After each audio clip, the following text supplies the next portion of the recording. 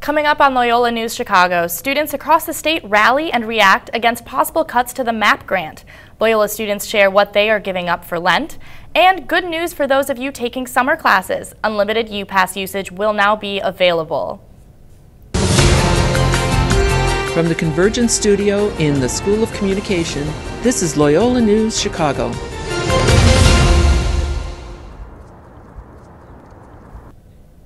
Hello and welcome to a new semester of Loyola News Chicago. I'm Patrick Rabarczyk. And I'm Taylor Utzig. For today's newscast, we have some special team coverage of an important issue for a lot of Loyola students. College is expensive, and if the governor doesn't approve funding for MAP grants, it's going to get even more expensive. Students all around the state are coming together to try and make sure that doesn't happen.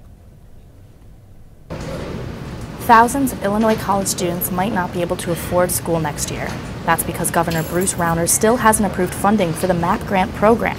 MAP stands for Monetary Award Program, state-funded grants that provide financial assistance to students at both public and private schools.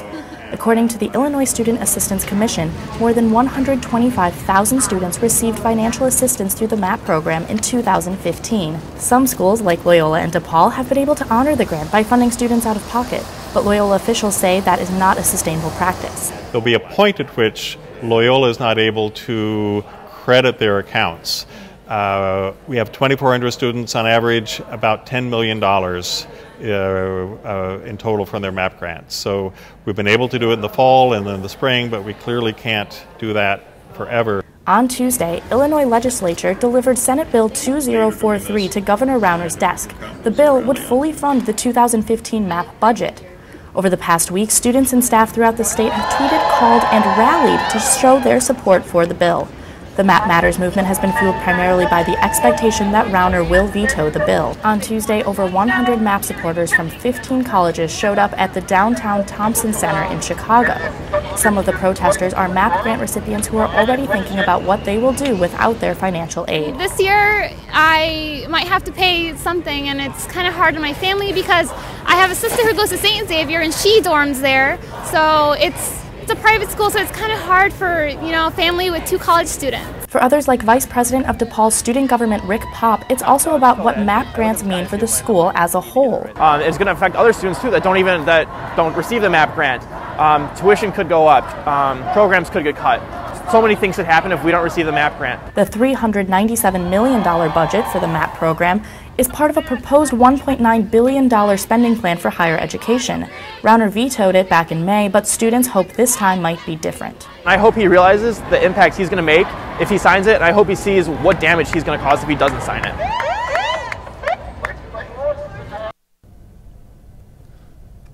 Hundreds of students also rallied in the state's capital of Springfield on Tuesday. As Taylor reported, many students rely on government financial aid to afford college. Katrina Lim has the story of one Loyola student and how the MAP grant is a lifeline to her future.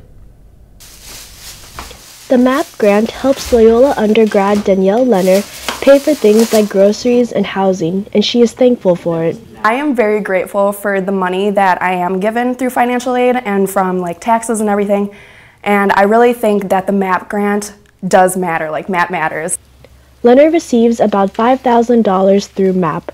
If Governor Rauner vetoes the MAP grant bill, many students like Leonard will struggle to attend school. Getting that taken away would actually be really detrimental and probably put a lot more strain on my family and cause me to actually have to work an actual 20 to 30-hour job during the school year on top of my academics. Leonard studies business management at Loyola's Water Tower campus.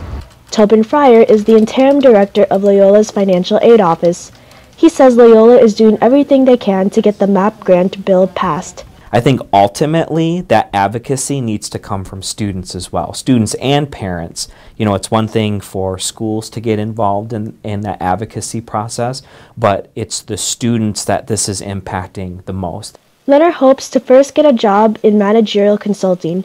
She then wants to attend graduate school and ultimately own her own restaurant.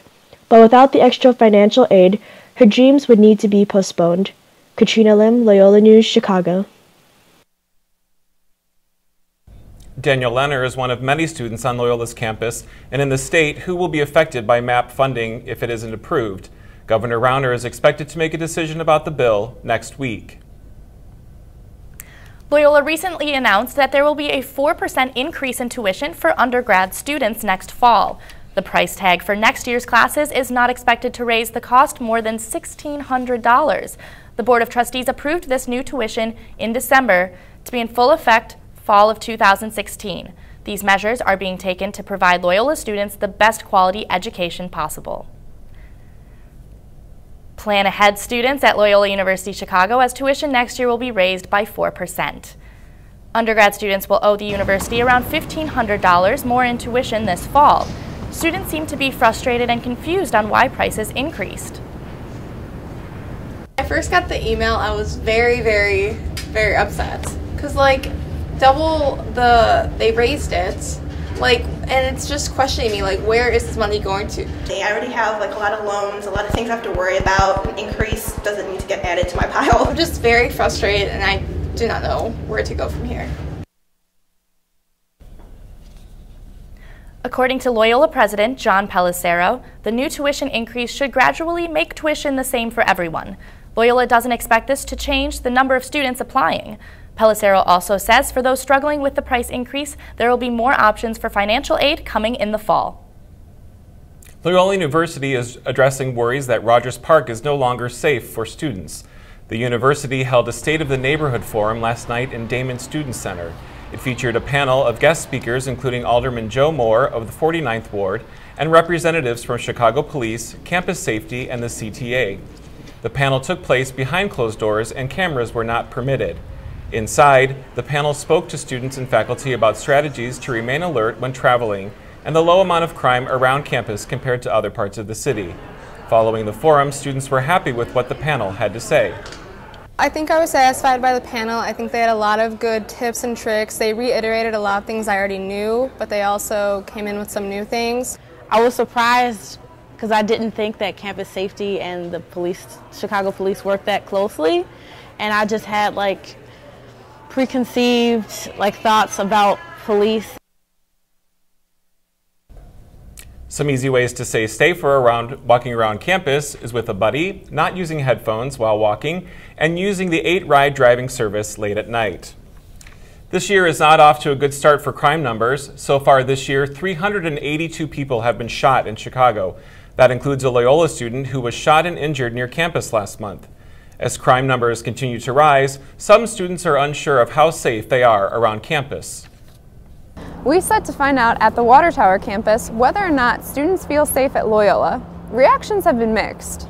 I know there's different students on campus that don't feel safe, but personally I do. I think Loyola tries its best to be as safe as possible, but especially with what's happened in the past couple of months, sometimes it's not always. Just kind of always be aware of your surroundings and who you're with, to be honest. If I had to rate it on a scale of 1 to 10, 10 being the most safe and 1 being really safe, I'd probably say about a 7 or an 8. Students say the best way to stay safe on or around campus is to travel with a group, avoid late night travel, and be aware of your surroundings. Erin Kelly, Loyola News Chicago. The Chicago Tribune reports that Rogers Park crime rates have not changed since 2006. Coming up on Loyola News, the Supreme Court vacancy could impact local politics and court cases. And the Chicago Blackhawks and President Obama had a friendly face-off. More on that when we come back from break. G-Morning, sunshine. Wakey, wakey. Text me. Are your parents home later? We can hang. LUV, love you. JK. Holla back. Holla back. Holla back. Are you with your friends? That's lame. We're in a huge fight right now. XO. What'd you dream about? Something I did? Are you on your way to the beach? I'm lonely. Nude pics. Send me some. Text me.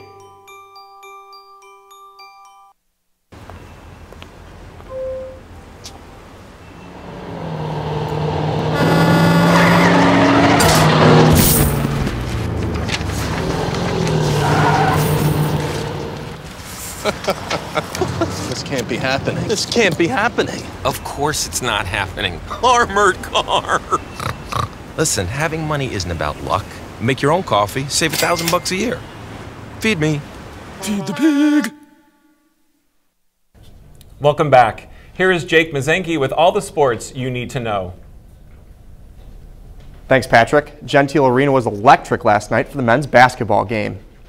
Northern Iowa entered the game with a win against Wichita State, while Loyola was coming off a close loss against Evansville. It was also the annual Jesuit Jam, and Loyola was the underdog in this one, so they were hoping for a little boost here. Early on in the game, Northern Iowa was up pretty big. Here we go, back out to Matt Bonahan, who hits the three.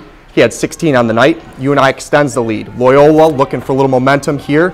Earl Peterson with the steal, run down the court, and the easy lay-in. He cut the deficit to 1. Now, time ticking down at the end of the first half. Loyola down 3. This is Peterson again, hand in his face, doesn't matter. That ties the game at 29 all. Ramblers going into half with some momentum. Now, the fans were having a great time at Jesuit Jam. This is Loyola News' own Javier Llorente. He got in the action and shook it a little bit during the halftime. Second half now, minute left in the game. Milton Doyle ties the game, and he had 13 points on the night. After a UNI bucket, feed inside to Montel James, and 1. He ends up converting and puts the Ramblers up 1. Final chance for UNI here. Outside, and it comes up short. Ramblers win the game by a final score of 59-56. Loyola head coach Porter Moser was pleased with how his team finished the game.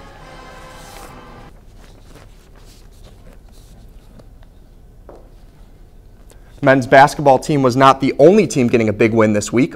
Loyola softball went 2-1 as they opened up this weekend at the KSU Kickoff Classic.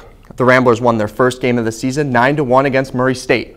They followed up this impressive performance with a win 9-0 shutout against North Carolina Central. Unfortunately, they could not complete the hat trick and lost their third game of the weekend to Murray State. Speaking of hat tricks, the Blackhawks are taking a short break in their season today. They're headed to the White House to be honored by President Obama for winning the 2015 Stanley Cup. It is the third time in 6 years that the Blackhawks have won the trophy. President Obama is happy to welcome home his home team. He congratulated the Blackhawks earlier today on his Twitter account.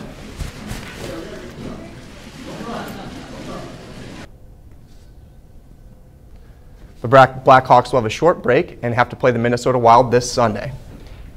It's great that Obama gets to congratulate the hometown heroes, the Blackhawks, so many times here in the White House. It must feel like a little bit of home's coming back to him at the White House. That's there. Excellent. Thanks, Jake. Yep, thank you. After 11 years leading Loyola's law school, Dean David Yellen is leaving Chicago for New York. Not New York City, but Poughkeepsie, New York. Yellen will be the new president of Marist College starting in July. Associate Dean for Academic Affairs, Michael Kaufman, will act as interim dean until a permanent replacement can be found. The death of Supreme Court Justice Antonin Scalia is the cause of further debate between political parties. Scalia was one of the court's most conservative voices, and his replacement is now part of the presidential primary conversation. Democrats support President Obama's authority to nominate a replacement. Republicans plan to block any nominee and argue that the choice should be left to the next president. It certainly, I think it's an unusual situation where the Senate leadership has said that they won't vote on anyone that the president nominates. But they're well within their rights under the Constitution not to vote. So a 4-4 tie can't reverse an appellate court or court of appeals decision. So it stands. Now, when that appellate court decision stands, it doesn't create precedent for the country. With the current court of 8 justices, there is potential for split decisions on pending cases. President Obama is expected to nominate a replacement following Scalia's funeral this weekend. The deadline to register to vote in Illinois' upcoming primary elections has passed. Elise Haas talked to Loyola students about their potential participation in the upcoming election. Chicago's Board of Election Commissioners are encouraging youth to vote in the 2016 election. Here at McGuire Hall on Loyola's Water Tower campus, People will be coming here to vote for the upcoming primary elections. We talked to some Loyola students and found that some are actively participating in the primary elections while others are not. I think the primaries definitely sets the stage for the main election, and I just feel like it's my civic responsibility to be educated about the issues and educated about the candidates who are running for office and voting for those candidates who correspond with my values and my beliefs. I have not registered to vote for the primary election.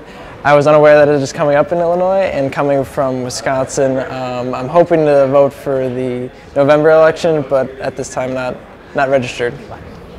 For those who missed the registration deadline and are interested in voting in the primaries, there's a grace period up until the primary date on March 15th.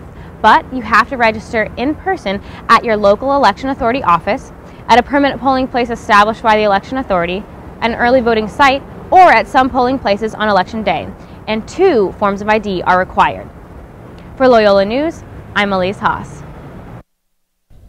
In 2014, millennials accounted for about 20% of voters. It's that time of year that some people look forward to and others dread. Lent is one of the liturgical seasons when the Madonna della Strada Chapel is especially busy. During the 40 days that recall Jesus' time in the desert, Christians are called to make sacrifices. We asked some students what they're giving up and found that some are more spiritual than others. I'm going to pray a rosary each week. This year for Lent, I'm giving up donuts. This year, I won't eat until I'm full. Lent ends on Holy Thursday, which this year is March 24th. Coming up in our Loyola News Extra, Donald Trump buys JebBush.com. And summer school gets a little more convenient.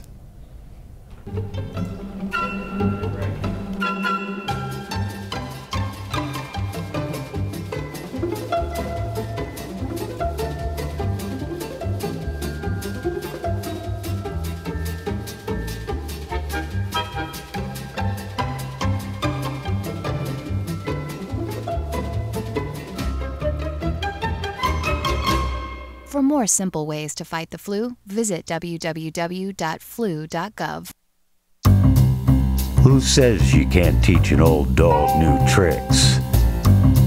Maybe you should go to your shelter and get a mature dog who will make your blues disappear. How's that for tricks? I got picked. Wow.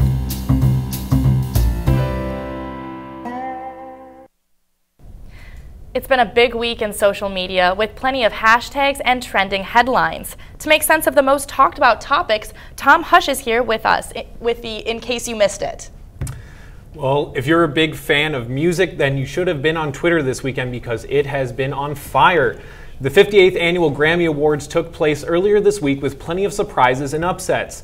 Pop star Taylor Swift took home Album of the Year for her hit album 1989, upsetting fans of LA rapper Kendrick Lamar, who was nominated for 11 awards.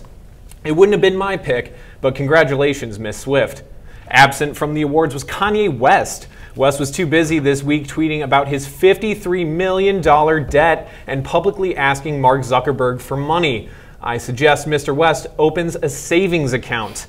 Jeb Bush is having some tech trouble thanks to Donald Trump. Trump bought the domain name JebBush.com and rerouted it to his own website. Those interested in the Bush campaign will have to visit his new website, JebBush2016.com. And finally, some iPhone users have been tricked into making their iPhone unusable. Internet pranksters claim that by setting your phone's date back to January 1st, 1970, you would unlock a classic Apple interface. Instead of the change, it will brick your phone and make it useless. If victims simply allow their phone to run out of battery and restart, it should go back to normal. Taylor, did you try out that iPhone hack? No, and I'm glad I didn't. I think I would have had a panic attack if my phone had shut down. Me too. Oh gosh. During the school year, students are used to getting unlimited access to public transportation with their U-Pass. Now students enrolled in summer courses can finally enjoy the same luxury. The Student Development Department conducted a survey asking if students were interested in getting a summer U-Pass. They found that 95% of students wanted CTA access in the summertime. Students who are enrolled in at least 6 credit hours for this summer will automatically qualify. The Student Center's director Brian Goodwin suggested the idea, and he's looking forward to rolling it out this year. We're excited to see students using it. I think it's going to be a great thing for our carbon footprint at the university and really help people out as they're commuting in the summer.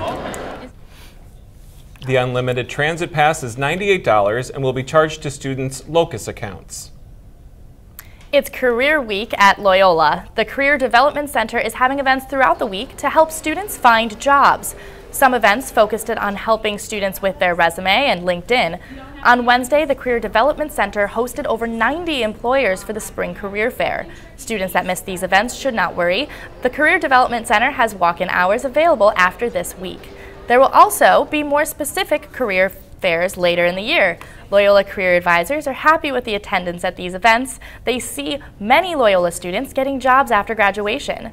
Students interested in using the Career Development Center should go to their webpage or check Rambler link for more information.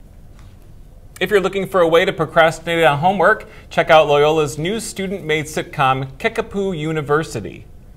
In high school, I was kind of like Mr. Personality. You know, I was always with my group of friends, always out in the crowd. You know, a real guy's guy. I mean, I like women. Like I've had girlfriends. The comedic documentary premiered on February 1st. It follows the lives of 5 students in their freshman year journey at fictional Kickapoo University. If you're a freshman, stay tuned for tips on how to navigate through your freshman year. Well, Taylor, that looks like fun. Have you seen Kickapoo University yet? I haven't. I actually know someone in it, so I'm going to have to check it out because it looks adorable. I think we'll have to spend some time this weekend catching up. Yes. That's our news for today. Thanks for watching. We'll be back next week with another edition of Loyola News Chicago. Have a good day.